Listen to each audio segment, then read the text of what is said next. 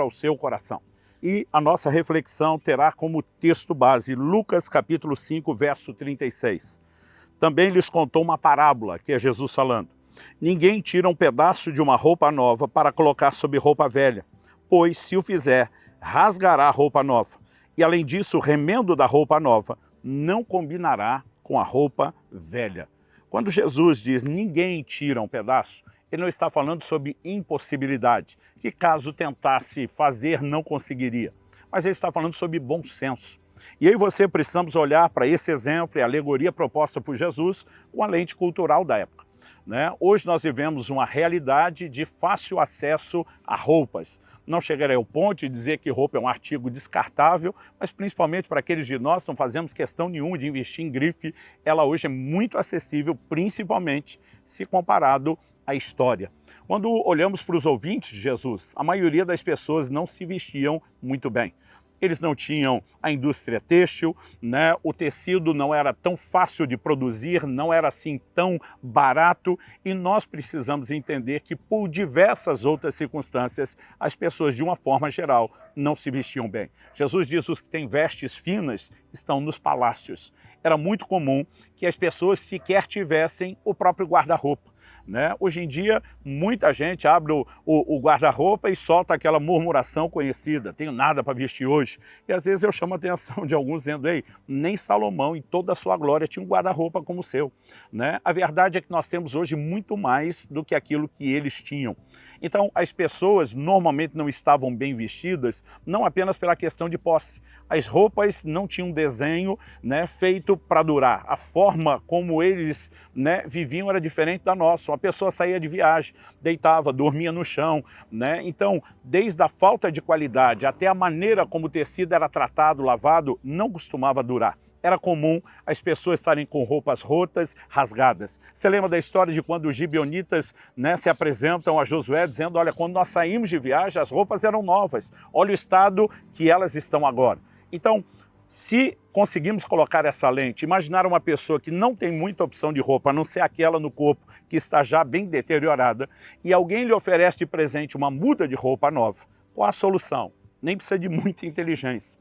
Descarta a velha, troca pela nova, o assunto está completamente resolvido. Agora, Jesus está dizendo que ninguém, diante de uma possibilidade dessa, ia dizer, não preciso dessa roupa nova. É muito pano. Só está me faltando um pedaço ou outro, eu tenho uns buracos aqui, então, em vez de eu pegar a roupa nova inteira, me deixa cortar só um pedaço ou outro para remendar o velho. Basicamente, Jesus está dizendo que ninguém faria isso porque não há o menor bom senso. Descarta-se a velha roupa, troca-se pela nova.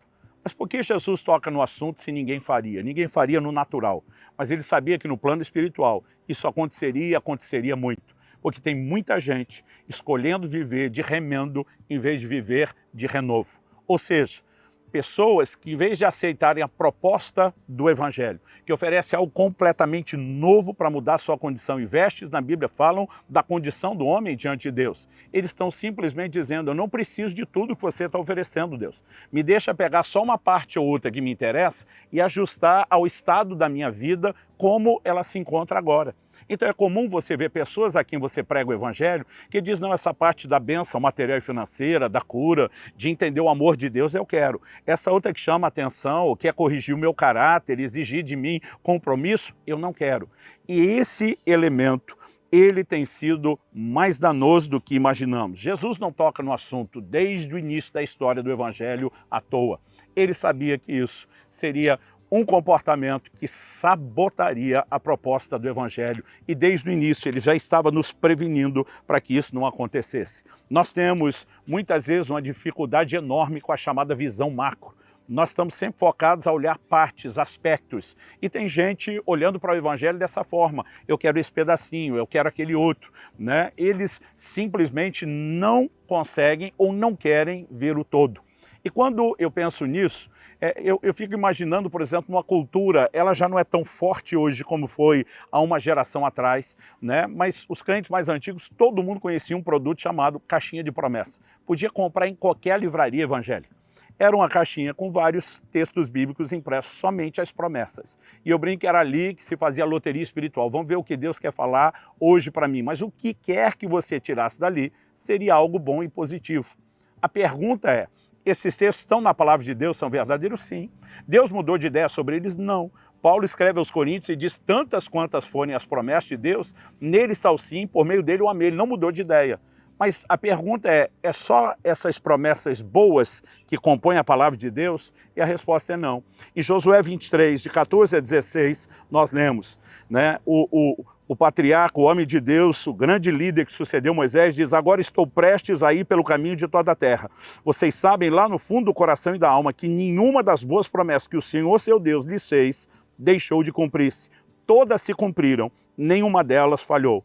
E diz, mas assim como cada uma das boas promessas do Senhor, o seu Deus, se cumpriu, também o Senhor fará cumprir-se em vocês todo o mal com que os ameaçou, até eliminá-los dessa boa terra que lhes deu. Se violarem a aliança que o Senhor, seu Deus, lhes ordenou, e passarem a cultuar outros deuses, inclinar-se diante deles, a ira do Senhor se acenderá contra vocês, e vocês logo desaparecerão da boa terra que ele lhes deu. Traduzindo, Josué está dizendo, a palavra de Deus é a verdade, toda ela, para o bem e para o mal. As boas promessas e aquelas severas que falam de consequências da quebra de princípios. Então, os crentes às vezes estão tentando segmentar, essa parte da Bíblia eu quero, essa outra eu não quero. Né? Podemos dizer o mesmo sobre a oração. Muitos focam a oração como se ela fosse o meio através do qual a gente consegue de Deus tudo o que quer. Podemos conseguir de Deus coisas que queremos? Certamente, a Bíblia sustenta isso. Mas a pergunta é, essa é toda a definição de oração? E a resposta é não. Porque oração também deveria ser, em contrapartida, o meio através do qual Deus consegue de nós o que Ele quer. É o que nós aprendemos com Jesus no Getsemane, que dobra os seus joelhos para dizer ao Pai, seja feita não a minha, mas a sua vontade. Oração também deveria ser parte de um ambiente de rendição à vontade de Deus. Mas muitas vezes nós a usamos somente para pleitear a nossa vontade. Porque estamos focando num aspecto em detrimento de outro. Então, ao olhar para essas coisas, nós precisamos questionar quem é que vai se adaptar ao quê? É o Evangelho que se adapta às nossas vidas ou nós é que temos que nos adaptar ao Evangelho? E a resposta bíblica é clara, né? Eu e você temos que nos ajustar ao padrão de Deus. E não é o padrão de Deus que se ajusta às nossas vidas. No entanto, nós precisamos compreender que, apesar de pontuar isso com clareza, a mesma Bíblia adverte que esse comportamento, que já era, né, comum lá no início, quando ouviam Cristo, era também repetido na época dos apóstolos. Então, em 2 Timóteo, no capítulo 4, de 1 a 4, nós lemos, na presença de Deus e de Cristo Jesus, que há de julgar os vivos e os mortos, por sua manifestação e por seu reino, eu exorto solenemente, pregue a palavra. Esteja preparado a tempo e fora de tempo. Repreenda, corrige, exorte com toda a paciência e doutrina. Pois virá o tempo em que não suportarão a sã doutrina. Ao contrário, sentindo coceira nos ouvidos, juntarão mestres para si mesmos, segundo seus próprios desejos. Eles se recusarão a dar ouvidos à verdade, voltando-se para os mitos. Ou seja, são pessoas que não querem ouvir o conteúdo integral da palavra de Deus. Isso não significa que nós estamos anulando as boas promessas, ou dizendo que elas não são verdadeiras, ou que elas não devam ser pregadas. Mas quando as pessoas se tornam seletivas, pegando uma parte em detrimento de outra, nós já não temos a verdade. E é nesse sentido que muitos estão trazendo uma proposta de distorção. Eles estão juntando mestres que digam apenas o que eles querem ouvir. E o apóstolo está dizendo, né, na presença de Deus, de Cristo Jesus, eu exorto solenemente, pregue a palavra, repreenda, corrige, exorte com toda a paciência e doutrina, porque nós é que precisamos nos ajustar ao Evangelho, à palavra de Deus, e não o contrário. Né? Há muitas pessoas hoje forjando, né, doutrinas e interpretações a partir de elementos que já estão presentes nas suas vidas e eles não querem mudar. Então, consciente ou inconscientemente, preferem mudar o Evangelho do que mudar suas vidas.